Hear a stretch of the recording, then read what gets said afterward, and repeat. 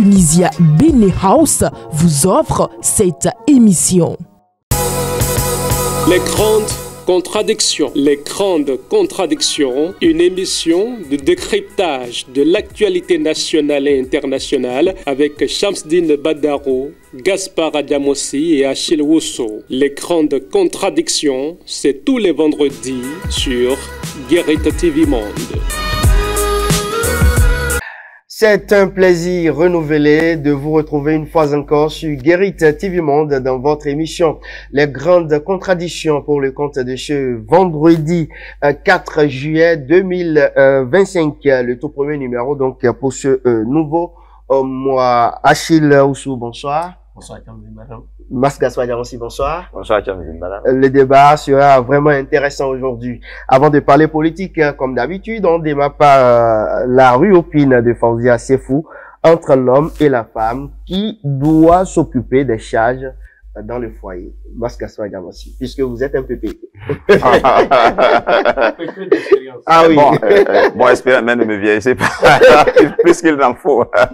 Donc, non, c'est les deux a priori. Et parce que c'est trop facile de dire c'est l'homme ou c'est la femme. Bon, c'est vrai que dans nos traditions, dans nos coutumes, où habituellement on vous dira que c'est l'homme, parce que dans, je dirais, dans l'histoire des peuples, c'est les hommes d'abord qui travaillaient et donc qui avaient les moyens de subvenir aux besoins de la famille.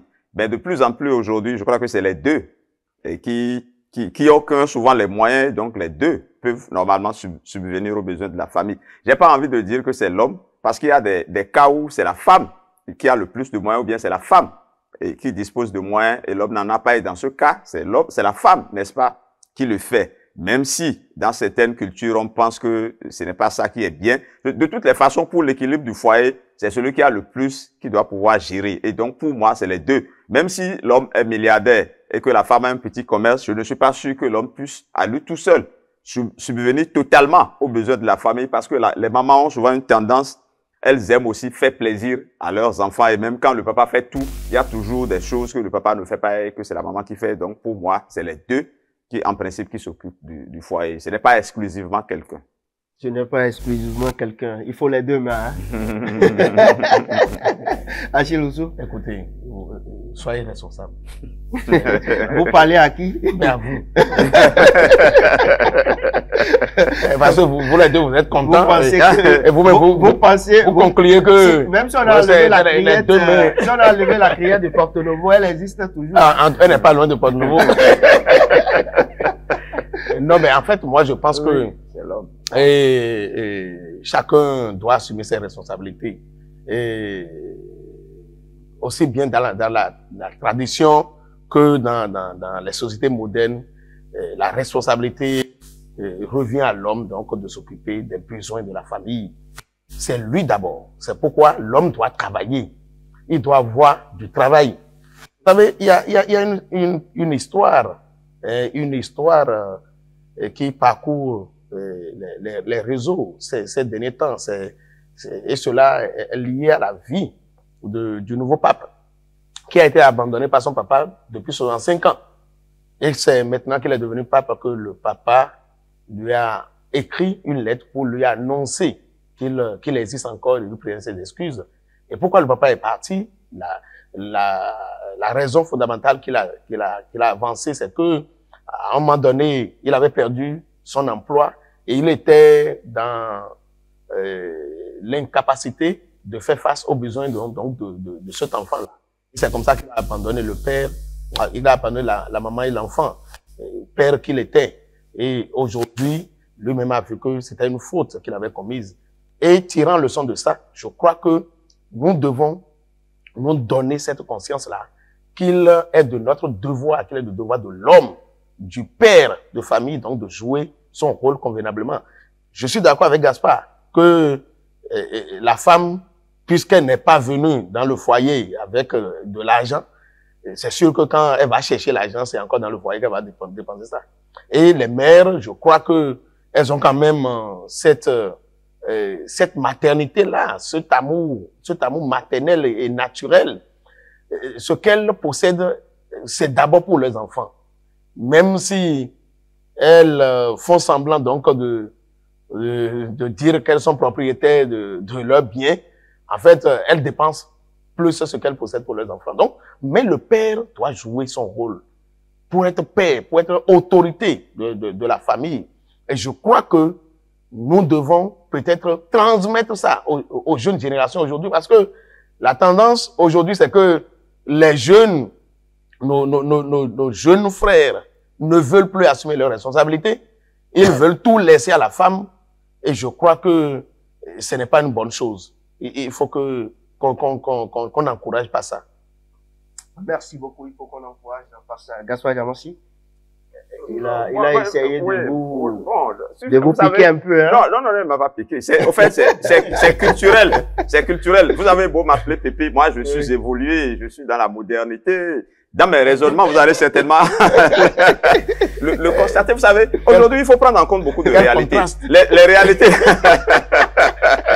les réalités là, c'est que dans des cultures données aujourd'hui, il y a les gens qui les insultent, mais il faut dire que c'est la réalité. Quand vous prenez des villes, je ne vais pas les citer, il y a des villes où les papas restent à la maison, ils jouent à la limite au ludo ou à Dji, et c'est les femmes qui vont au marché, qui font tout pour le foyer. Vous n'allez pas dire que ces foyers-là, ce ne sont pas des foyers qui existent ou bien qu'on doit prendre en ligne de compte. Et donc, dans les cultures données, on peut dire que c'est l'homme. Dans d'autres cultures, on peut dire que c'est la femme. Moi, je dis c'est les deux parce que j'estime que, au-delà même des cultures, c'est celui qui a le plus de moyens ou bien celui qui s'occupe du foyer. Je ne dirais pas a priori que c'est l'homme. Si le vieux du pape, si c'était pas culturel et que quand il a perdu son emploi, il n'était pas voué aux gémonies, il pouvait rester et assumer ses responsabilités sans avoir les moyens, puisque malgré son absence, l'enfant a survécu et a eu une éducation comme il faut, est devenu ce qu'il est devenu. Et donc, si c'est pas culturel, moi je dis c'est l'un ou l'autre. En principe, ça ne doit pas gêner. Du moment où il n'y a pas une mauvaise volonté, où ce n'est pas que tu as les moyens que tu ne veux pas assumer et que l'autre a, je pense que la responsabilité incombe aux deux. En fait, c'est mon raisonnement d'ailleurs. Mon expérience d'enseignant m'amène à vous dire qu'aujourd'hui, ce que nous constatons, c'est que les parents ont tout, en fait, les pères, j'allais dire, beaucoup de pères ont totalement démissionné. Vous voyez, c'est les mères qui achètent les fournitures scolaires. Vous constatez que c'est les mères. Vous pensez que c'est toujours ces pères, c'est le problème de ces pères-là, toujours. Oui, mais écoutez. On a des exemples à côté, hein. Oui, je suis d'accord. Gaspard a démontré aujourd'hui que soit c'est pas des frères, pas des parents et autres là. Non seulement. Quand on ne respecte pas l'homme d'une manière donnée, ou on ne lui donne pas la possibilité d'exercer son pouvoir d'homme, vous pensez que c'est facile aussi? Non, mais c'est un autre débat. Ah, mais c'est un autre débat, mais c'est une réalité. Je suis d'accord, lorsque il y a des gens, ils ont la volonté. Oui, mais lorsqu'ils ont la volonté. Mais c'est pas parce que votre femme ne vous respecte pas. Et quand vous ne connaissez pas là où vos enfants sont. Ça, c'est autre chose. Ah oui? Ça, c'est autre chose. C'est pour ça que je dis, quand vous dites que les parents sont démissionnaires ou ils ont démissionné, mais c'est discutable en réalité. Oui, je ne suis pas là pour défendre, je ne suis pas là pour défendre. Il y a des gens qui sont excusables, qui ont démissionné parce qu'on les a forcés peut-être à ne pas assumer on les a forcés à cela. Mais nous sommes dans un cas normal où il n'y a pas ce type de problème, où c'est peut-être les moyens qui manquent, où l'un ou l'autre peut assumer ses responsabilités et de le faire. Dans ce cas, c'est condamnable. C'est ça, vous les voyez dans les buvettes. Vous les voyez sur les cérémonies. Non, ce que je dis, c'est pas ça. Si vous voulez, vous allez faire, qu'on appelle, un vote populaire sur ça. Vous les voyez dans des buvettes tous les jours. Vous les voyez dans sur les lieux de cérémonie, dans les agons, pratiquement tous les week-ends. Mais ils ne sont pas prêts à payer 14 000 francs de scolarité pour les enfants. Ça, c'est un autre problème. C'est vraiment voilà. Donc, c'est préoccupant.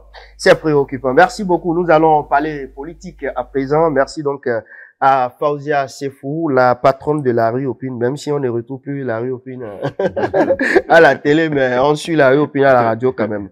Allez, nous allons donc poursuivre l'émission et on parle politique, comme je le disais. Akpona Mas Gaspard Diamansi, ou non, je commence par Achinousou. Akpona a été relevé et certains aujourd'hui ont tendance à accuser Gbadamansi. Paraît-il que c'est la faute plutôt à Gbadamansi et non à Akpona. Donc peut-être que le péché de Gbadamansi, c'est de s'être retrouvé dans cette activité, dans ce déplacement-là avec Akpona. Peut-être que c'est son péché. Et le connaissant, on sait que il ne fait pas de la langue de bois, et ce qu'il pense, il le dit. Et peut-être que en liant tout ça, on a pensé que c'est Gbadamassi. Puis la photo qui circule, on a vu Gbadamassi en train de chuchoter à l'oreille de Akpona.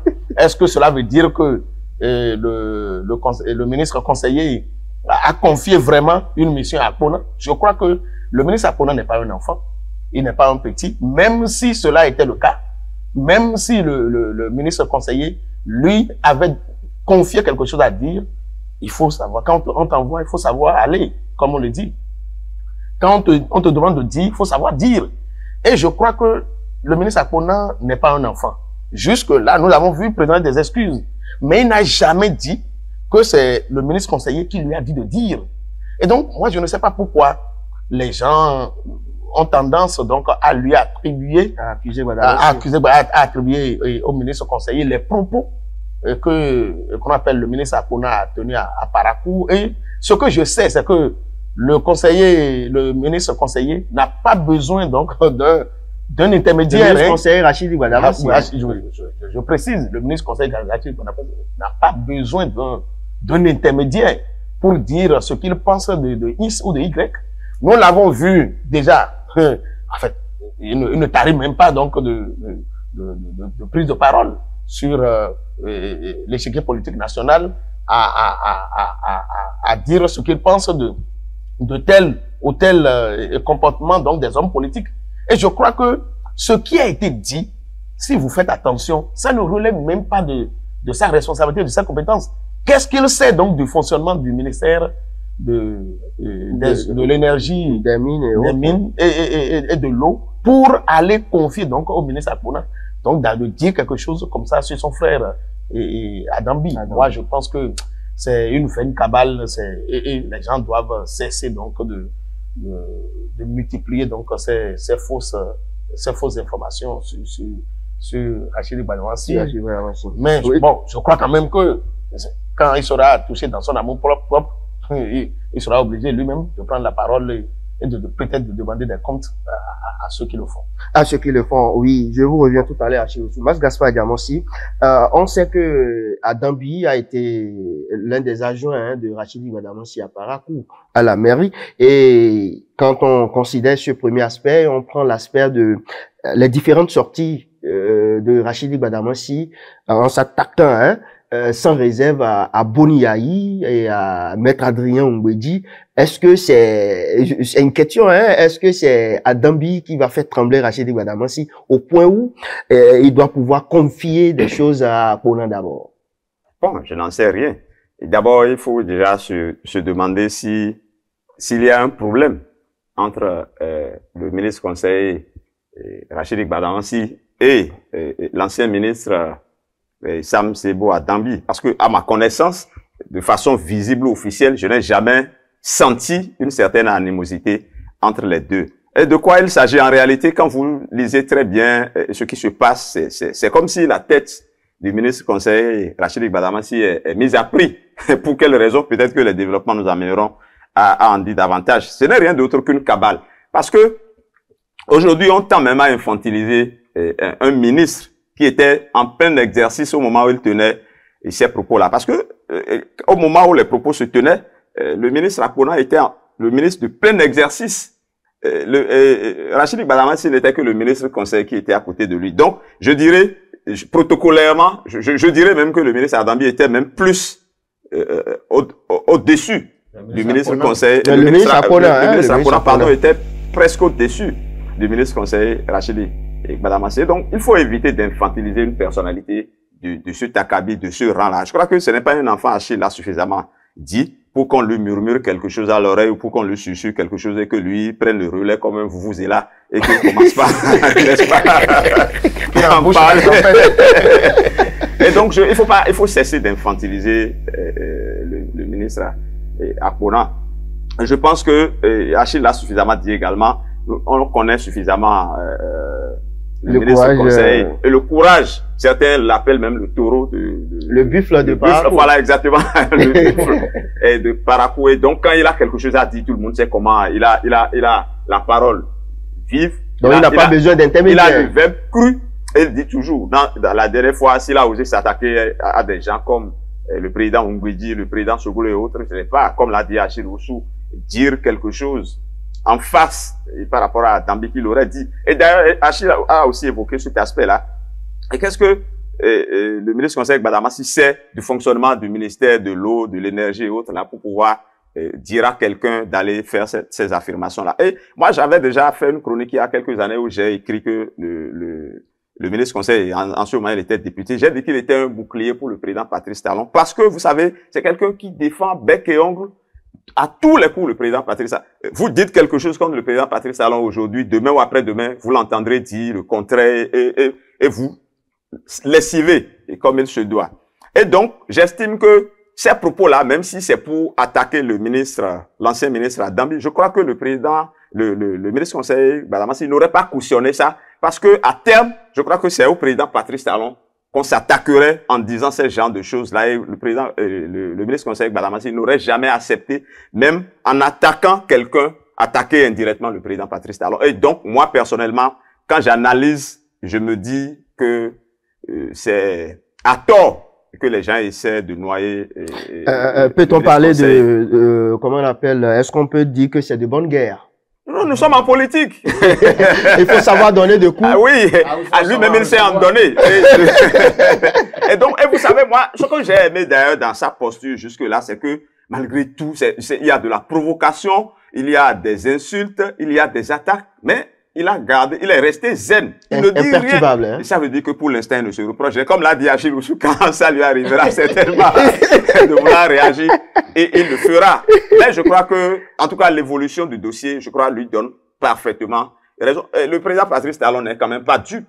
Et le président du parti, le Bloc républicain aussi, n'est pas dupe.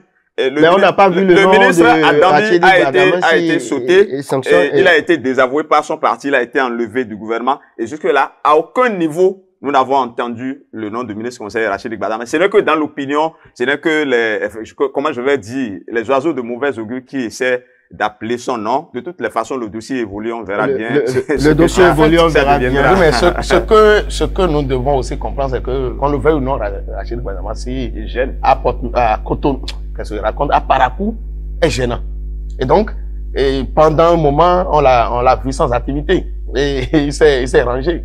Depuis qu'il est revenu aux affaires, nommé ministre conseiller, on a vu, il a repris totalement son bâton de pèlerin pour remobiliser la troupe à la faveur donc de son parti, le Bloc républicain et du président Patrice Talon. Et il ne se cache pas à dire ce qu'il pense de la gouvernance et à dire ce qu'il pense donc de l'opposition. Peut-être que c'est une occasion pour les autres aussi de l'attaquer maintenant et de chercher à l'affaiblir. C'est pour ça que je parle de bonne guerre. Bah, ça, c'est la politique. C'est pas lui qu'on affaiblit en réalité, parce que Rachid Gbadamassi aujourd'hui apparaît comme un bras armé du pouvoir, un bras armé du président Patrice Talon. Comme je l'ai dit tantôt, vous savez, c'est quelqu'un qui ne tarde pas à réagir, à rétablir la vérité quand les gens s'attaquent au président Patrice Talon. Et donc, en réalité, le régime, c'est le président Patrice Talon qu'on essaie d'affaiblir en cherchant à atteindre Rachid Gbadamassi, parce que c'est un grand soutien qu'on aurait enlevé du côté du président. Et la responsabilité est directe. Hein. C'est vrai, moi, je n'ai pas fait le droit, mais c'est quand même que la responsabilité est directe. Ici, c'est le ministre Akpona qui a tenu les propos. Et c'est lui qui en répond. La preuve, quand Adambi s'est fâché, c'est Akpona qui l'a traîné ou qui veut traîner devant la justice. Quand le président Patrice Talon s'est fâché, c'est Akpona qui l'a enlevé du gouvernement. Et le parti, le Bloc républicain, voulant réagir, c'est Akpona qui a été désavoué. Donc, je crois qu'à aucun moment, ces différentes personnalités ou institutions n'ont pas,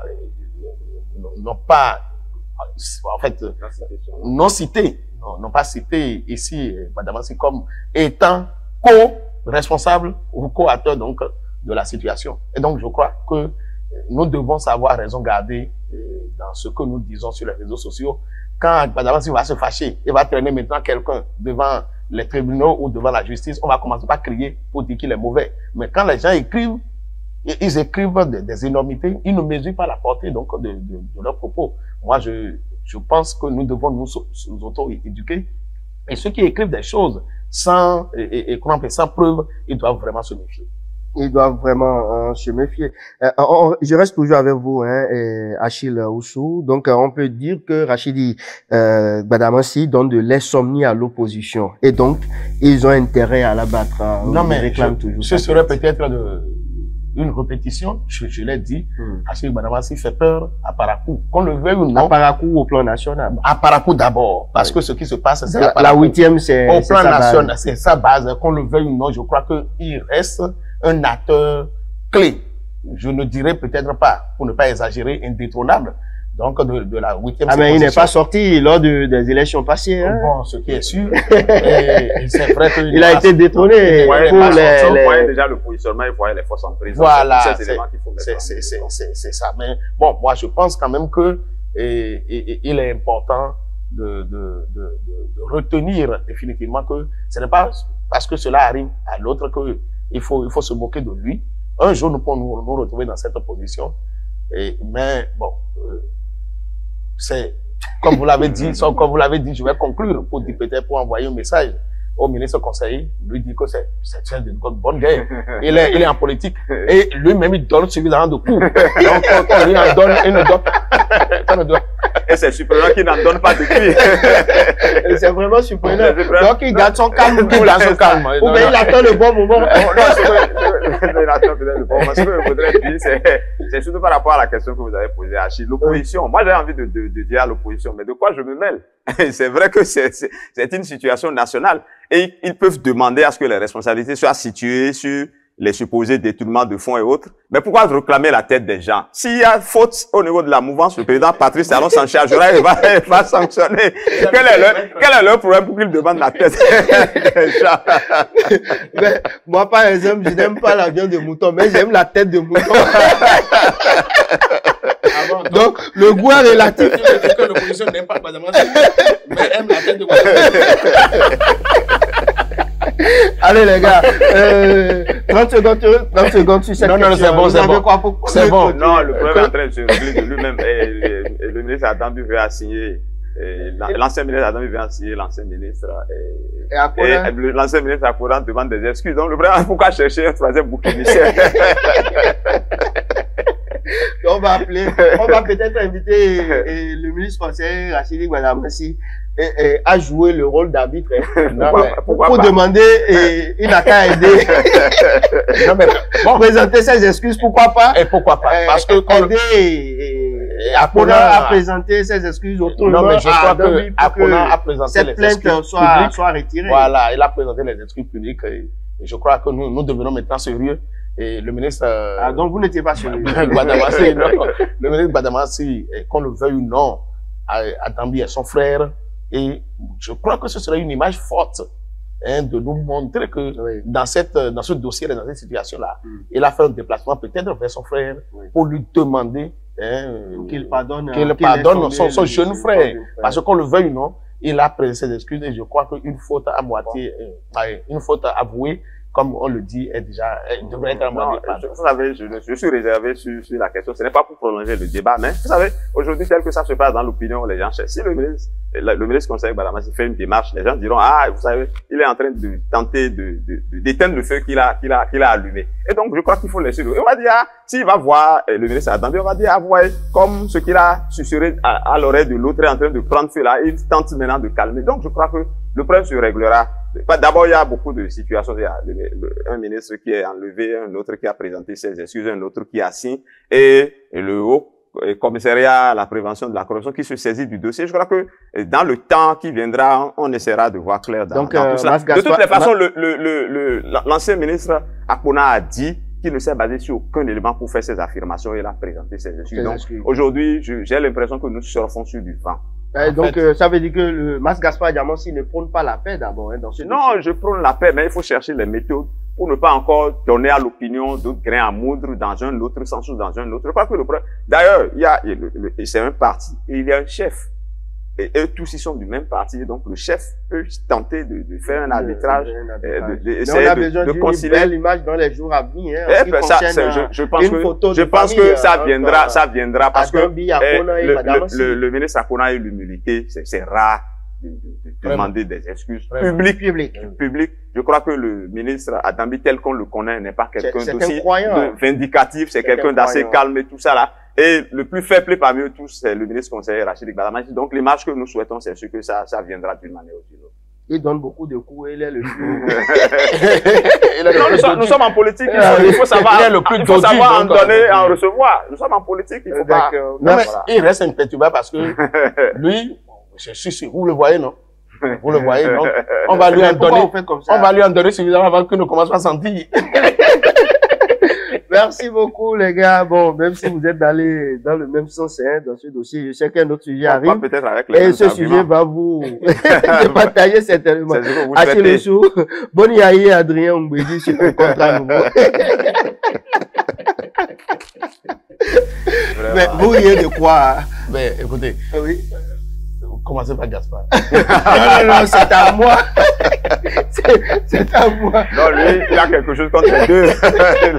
il a quelque chose contre les deux. D'accord. C'est quand même une démarche à saluer. Hein. Ce n'est plus un événement. Nous avons déjà vu, ça fait la 3e ou la 4e fois que les deux hommes se visitent. C'est ce qui est derrière cette série de fréquentations que nous voulons savoir maintenant. Si le PRD veut changer de partenaire, si le PRD veut déposer maintenant ses valises, veut donner le D, puisque le D était encore là. C'était le R qui était discuté entre l'UP et le PRD. Donc, peut-être que le maître Adrien Mbedi veut maintenant donner démocratique là, au parti les démocrates. Nous attendons de voir, mais ce qui se passe peut nous amener déjà à soupçonner que c'est quelque chose comme ça qui s'annonce, qui est en préparation, parce que qu'il se visite et qu'à la fin on n'est pas quelque chose de ce genre, bon, on se demanderait donc pourquoi, est-ce que c'était vraiment une tournée de balade que les deux hommes se faisaient à domicile. Et donc bon, moi je ne serai pas trop long sur le sujet, c'est ce que je pense pour le moment.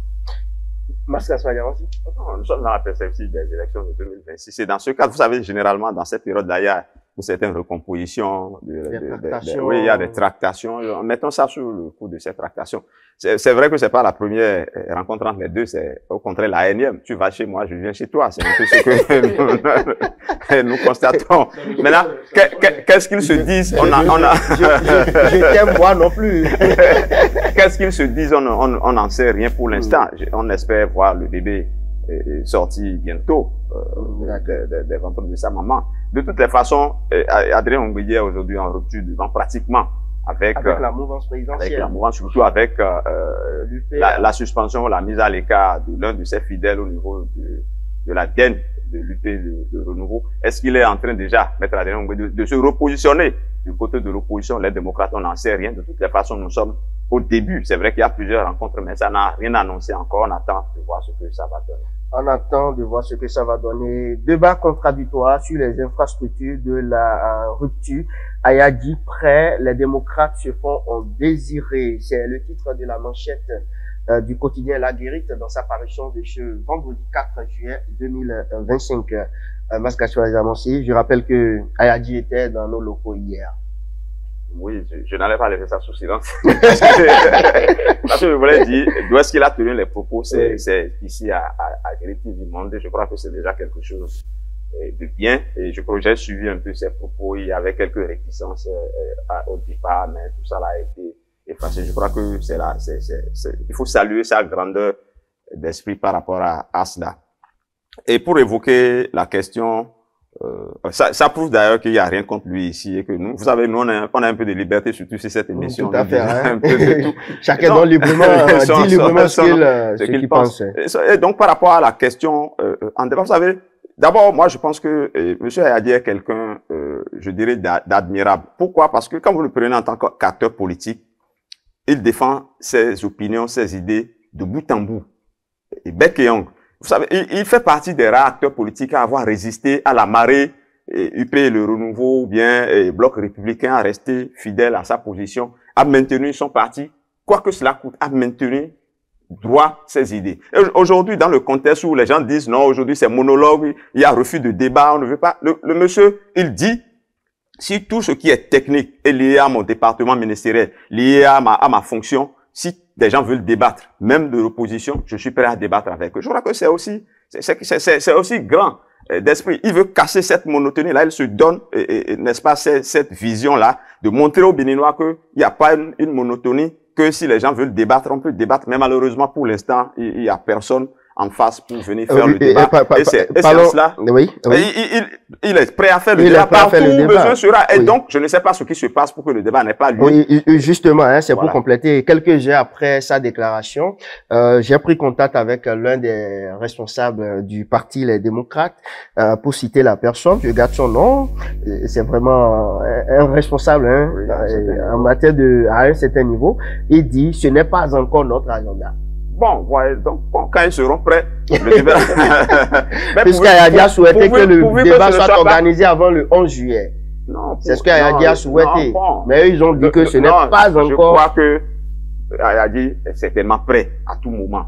Il a peut-être laissé cet ultimatum parce que c'est par rapport à des sujets qui peuvent devenir caduques, je suppose. Mais je crois que quand ils seront prêts, j'espère que quand ils seront prêts, le ministre Ayadi aussi sera, le ministre conseil Ayadi aussi sera prêt. De toutes les façons, c'est une question d'agenda. Et je crois que, mais c'est une fuite en avant. Faire un débat, je crois pas que ça nécessite qu'on fixe des dates ou qu'on dise qu'on est prêt ou qu'on n'est pas prêt. Et c'est pour éclairer l'opinion et par respect pour l'opinion aussi. Parce que je pense que c'est par rapport à un certain nombre de critiques émises justement par l'opposition que le ministre conseil demande ces genres de débats. Et je crois que par respect pour l'opinion, c'était de bon ton, n'est-ce pas, que ce débat-là soit accepté et que cela se fasse devant les caméras du pays. Dis-moi, voilà, Achille Ocho. Quand je vais encore parler maintenant, vous allez dire que j'ai quelque chose contre les démocrates. Mais je l'avais déjà dit ici. J'ai dit ici que qu'on appelle les responsables donc de ce parti-là. J'ai comme l'impression que ils font de la victimisation. Je l'ai toujours répété. Aujourd'hui, je crois que normalement c'est eux qui devait être demandeur d'un débat contradictoire, d'une émission à débat contradictoire avec le ministre qu'on appelle le ministre Ayadi. Après tout ce qu'il a organisé, après sa descente, après cette invitation à laquelle ils n'ont pas répondu, et cette invitation qui les a fait écrire pour demander des informations au ministre, et j'avais dit déjà ici que normalement ça devait être le contraire. Avant donc de faire leur déclaration, ils devaient peut-être chercher à réunir toutes les informations qui leur permettaient donc de tenir les propos qu'ils avaient tenus. Mais tel n'avait pas été le cas. Maintenant, ils donnent l'occasion. Dans un premier temps, c'est lui qui avait donné l'impression qu'il se faisait désirer parce qu'il a dit qu'il ne ferait pas le débat avec n'importe qui. Et il a sauté le verrou. Il a sauté le verrou, il dit, quel que soit qu'on appelle le contradicteur qu'on va lui envoyer, qu'il est prêt à faire le débat. Il donne dans un premier temps, il dit qu'il est prêt à tout moment. Ils n'ont pas répondu. Il donne maintenant un agenda, et c'est maintenant qu'il trouve que ce n'est pas encore le agenda. Écoutez, s'il vous plaît, en tout cas, ce sont vos amis, il faut leur dire que tel qu'il fonctionne, que ce n'est pas bon. Donc il y a ça le ne permet pas, il y a les démocrates et il y a l'UPR. Ça ne permet pas, je dis, moi, à l'opinion. Je suis de tous les partis. Oui, mais écoutez, bon, nous sommes aussi de tous les partis. Mais nous n'avons pas, nous n'avons pas une opposition organisée. Nous n'avons pas une opposition renseignée. Nous n'avons pas une opposition. C'est suffisamment grave. Non, mais bon, d'accord. Il faut leur dire de répondre à l'invitation de Jacques. Mais pour nous, c'est une question de timing. C'est une question de timing. C'est un agenda. Il faut les comprendre. Il faut les comprendre. Il faut respecter les agendas. Mais ils ont dit des choses. Ayadi n'a pas imposé son agenda. Ils ont dit des choses que Ayadi a battu en brèche. Depuis là, ils ne sont pas revenus pour dire le contraire. Au contraire, ils demandent maintenant des informations à Ayadi. Ayadi dit maintenant, venez, nous allons nous asseoir et en parler.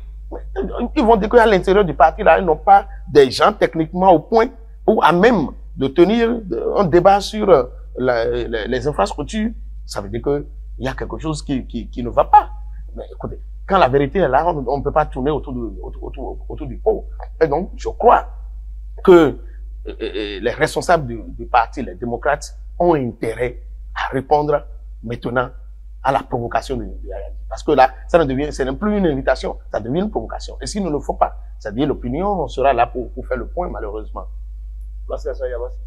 Non, moi, je ne veux pas jeter la pierre à quelqu'un. Nous sommes en politique, ils ont leur agenda. Mais moi, je suis un peu désolé qu'on refuse de faire un débat pour éclairer l'opinion, parce que ça nous permettra à chacun... Non, ils n'ont pas refusé, ils ont parlé d'agenda. Ce n'est pas encore notre agenda. Ah bon? Oui, c'est un refus poli, pour l'instant. Il faut dire la vérité. Il faut dire la vérité, c'est un refus poli. Allez les gars, c'est terminé pour aujourd'hui. Le baromètre de la semaine, Maskasoa Diamansi, qui monte? Bon, j'ai envie de... Ne me dis pas que c'est Guadamansi. Hein? Non, je vais pas... je vais pas le faire monter. Bon, même s'il mérite pas son silence pour l'instant de monter, je vais donner ce niveau-là au commissariat à la prévention de la corruption. Pourquoi? Parce qu'ils se sont saisis du dossier. Mais ce n'est qu'un début. Je les fais monter parce qu'ils ont un défi. C'est le défi d'éclairer l'opinion par rapport à ce sur quoi ils sont en train de s'attaquer, de faire en sorte de ne pas discréditer l'institution. Donc, et qui descend? Bon, qui descend, même si c'est loin d'ici, il faut le dire. On n'a pas évoqué le sujet, mais c'est au Mali que je vais partir parce que le Conseil national de transition, c'est-à-dire les militaires qui gouvernent, ont donné mandat carte blanche au président actuel de renouveler autant que possible, sans élection même, son mandat. Je crois que c'est... À cause de la sécurité. Hein. Je dis la sécurité. À cause de la situation sécuritaire. Oui, mais qu'est-ce qu'il lui reprochait aux autres en prenant le pouvoir? Et qu'est-ce qu'ils ont déjà fait de mieux que ceux à qui ils ont pris le pouvoir pour mettre le pays dans ce genre? D'accord, merci beaucoup, Maskasoa Diamansi. Achille Osso, qui descend? Et qui descend, je voudrais dire l'opinion. L'opinion, parce que l'opinion qui s'attaque à Guadamansi, c'est pas l'opinion. Ah, ok. L'opinion qui s'attaque à Guadamansi. Donc, le point de vue précis. Ce n'est pas le journal. J'ai compris. Ce n'est non plus tous les Béninois, l'opinion de tous les Béninois. Et non, l'opinion de tous les Béninois. D'accord, ceux qui s'attaquent au ministre, au conseiller ministre, au ministre conseiller, c'est ça, non? Oui, ministre conseiller Achille Guadamansi. Parce que nous sommes dans un état de droit, et dans un état de droit, il faut avoir les preuves de ses propos. Moi, je pense que parler pour parler, dénigrer pour dénigrer, ce n'est pas une bonne chose. Merci. Ce n'est pas fini. Ah oui, qui monte cette fois-ci? Qui monte? Je voudrais vraiment faire cette part belle-là à l'ancien ministre Akona. Parce que ce n'est pas facile de présenter des excuses publiques. Il a reconnu son tort, il a reconnu que les propos qu'il a tenus, ce n'était pas bien. Il est revenu au devant de la scène pour dire ses excuses, non seulement au président de la République, mais aussi et surtout au ministre Adambi et à tous les Béninois. Je crois que c'est une grandeur d'esprit, il faut le lui reconnaître, même s'il a perdu son poste, je crois qu'il restera quand même toujours un grand homme. Donc, c'est un acte fort. C'est un acte fort, ça. Et je salue ça. Merci beaucoup. Merci à vous, Achille Osso, Maskasoa Diamansi. Merci à vous également. On se donne rendez-vous vendredi prochain, si Dieu le veut. Une fois encore, merci à toute l'équipe de réalisation et de préparation de cette émission. Fauzia Sefou, David Yemin, Patrice Ayonton et à la réalisation, Alphonse Boton, le seul blanc de la maison. Allez les gars, merci beaucoup et à très vite. Bonsoir chez vous. Les grandes contradictions. Les grandes contradictions, une émission de décryptage de l'actualité nationale et internationale avec Shamsdine Badaro, Gaspard Diamansi et Achille Osso. Les grandes contradictions, c'est tous les vendredis sur Guérite TV Monde.